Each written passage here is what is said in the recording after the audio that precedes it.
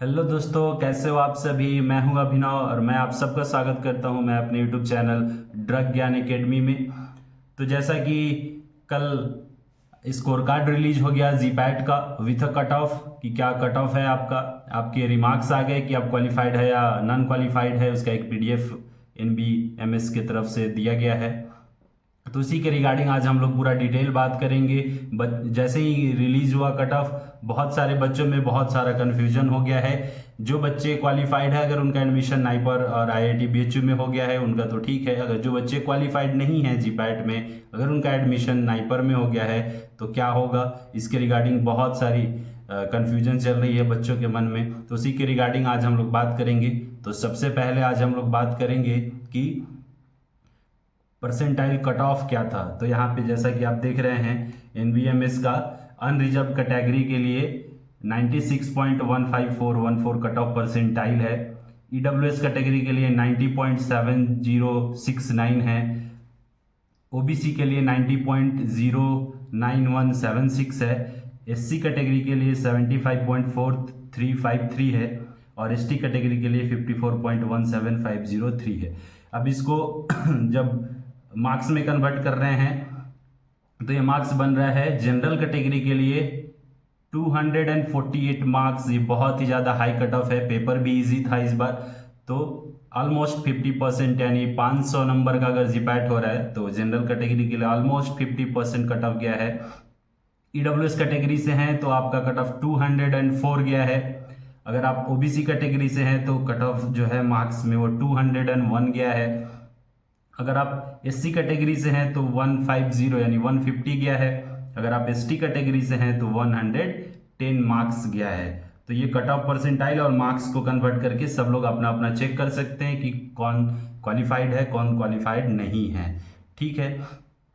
अब इसका जो स्कोर कार्ड है वो कब रिलीज किया जाएगा, तो 2 अगस्त को रिलीज किया जाएगा। तो यहाँ पे आप एक बात समझिए, जो एनबीएमएस है उसका क्रोनोलॉजी समझिए जीपैट रिजल्ट का।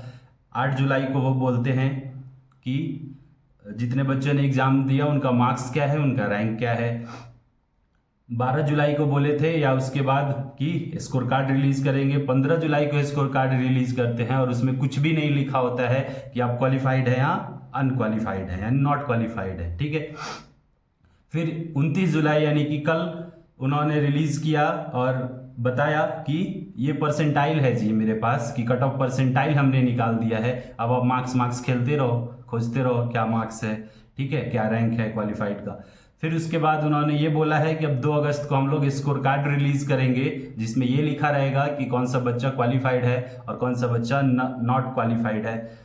तो ये अगर 1 महीने से ये जो खेल चल रहा है, अगर एक बार में ही इन्होंने 8 जुलाई को ही अगर स्कोर कार्ड के साथ रिलीज कर दिया होता कि ये बच्चा है, ये कट ऑफ परसेंटाइल है जैसे पिछले साल रिजल्ट आया था, और ये बच्चे उसमें क्वालिफाइड है या नॉट क्वालिफाइड है, तो वहीं से सारा कन्फ्यूजन हमारा क्लियर हो जाता। लेकिन उन्होंने ऐसा नहीं किया। 1 महीने तक बच्चों के मन में कन्फ्यूजन रखा। अलग अलग यूनिवर्सिटीज़ ने अपने अकॉर्डिंग एडमिशन भी ले लिया है एमफार्म में। तो इसके रिगार्डिंग बहुत सारा कन्फ्यूजन चल रहा है। अब बात कर लेते हैं नाइपर का। तो जैसा कि इन्होंने 8 जुलाई को जो दिया था रिजल्ट, उसके अकॉर्डिंग नाइपर ने अपना एक नोटिस निकाला। ठीक है, 8 जुलाई को ही नोटिस निकाल दिया गया नाइपर की तरफ से कि एनबीएमएस ने बोला कि कौन बच्चा क्वालिफाइड है नॉट क्वालिफाइड है मेरे को नहीं पता है जी, 8 जुलाई तक तो नहीं पता है मेरे को। तो नाइपर ने बोला कि ठीक है मैं बता देता हूँ। उन्होंने क्या किया कि बोला कि 40 मार्क्स है जिसका, मतलब जीपैट में आउट ऑफ 500 जिसका 40 मार्क्स है, ओनली 40 नंबर है जिनका, वो आ सकते हैं नाइपर के काउंसलिंग में। और वो नाइपर के बेसिस पे अपना जो उनका नाइपर में जो रैंक है उसके बेसिस पे उनको एडमिशन दे दिया गया। जो 35 मार्क्स और उसके ऊपर जो भी थे बाकी कैटेगरीज के लिए ये मार्क्स दे दिया गया। तो ये तो कहीं से भी तब थोड़ा सा सब सरप्राइज हो गए थे कि नाइपर ऐसा क्यों निकाल रहा है नोटिस। लेकिन अगर एनबीएमएस ने 8 जुलाई को ही अगर पूरा रिजल्ट क्लियर कर दिया होता, सारी कन्फ्यूजन्स को क्लियर कर दिया होता, तो यहाँ पे कोई भी प्रॉब्लम नहीं होता। लेकिन उन्होंने ऐसा नहीं किया, इसीलिए नाइपर को मजबूरी बस ऐसा निकालना पड़ा। और फिर उसके बाद उन्होंने अपना एडमिशन भी कंप्लीट कर लिया है। तो अभी आगे इसमें क्या करता है नाइपर की तरफ से, नोटिस का वेट करना पड़ेगा कि क्या अपडेट आते हैं वहाँ से। जैसे ही अब कुछ भी अपडेट आता है मैं तुरंत आपको अपने इस आपके चैनल ड्रग ज्ञान एकेडमी पे अपडेट कर दूंगा। बाकी अभी आप कंफ्यूज नहीं होएं, ठीक है, अभी कुछ भी क्लैरिफाई नहीं है तो आप ज़्यादा सोचे नहीं। अगर आपका एडमिशन नाइपर में हो गया है, आपके क्लासेज स्टार्ट होने वाले होंगे, आपको नोटिस आ गया होगा, तो आप जाएं वहाँ बेहिचक जाएं, ठीक है।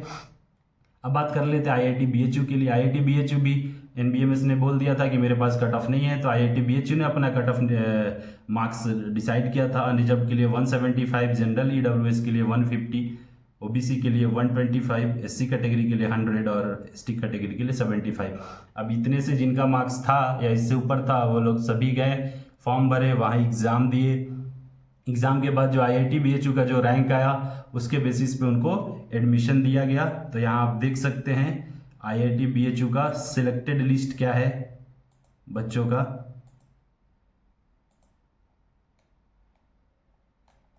यहाँ पे मैं आपको दिखाता हूँ सिलेक्टेड कैंडिडेट क्या है। तो 49 सीट्स होते हैं यहाँ पे। तो ये सबको फार्मास्यूटिक्स, फार्मास्यूटिकल केमिस्ट्री, फार्माकोलॉजी 49 तक जो भी थे 49 बच्चे का यहाँ पे सिलेक्शन हो गया है। यहाँ लिस्ट भी आ गया, इनके भी क्लासेस स्टार्ट होने वाले हैं। लेकिन NBMS के चलते यहाँ पे पूरा कन्फ्यूजन क्रिएट हो गया है। तो अभी आप चिंता बिल्कुल ना करें, जो भी अपडेट आएगा उसको यहाँ पे ज़रूर बताया जाएगा। और एक बात आप ज़रूर ध्यान रखें कि अब GPAT का जो कट ऑफ है वो हाई ही रहने वाला है। अगले साल भी ऐसे ही कुछ ट्रेंड्स रहेंगे। तो आप अच्छे से पढ़ाई करें, 4 साल अच्छे से पढ़ाई करें, ठीक है। और ड्रग ज्ञान एकेडमी पे भी आपको चैप्टर वाइज और टॉपिक वाइज पढ़ाया जाता है। तो अगर आपको पसंद आता है तो इस चैनल को लाइक, शेयर और सब्सक्राइब ज़रूर करें और अपने भाई को ढेर सारा प्यार दें। ऐसे ही आपके सामने जो भी कोई भी अपडेट लेकर आते हैं तो आपको ज़रूर बताया जाएगा। Thank you so much.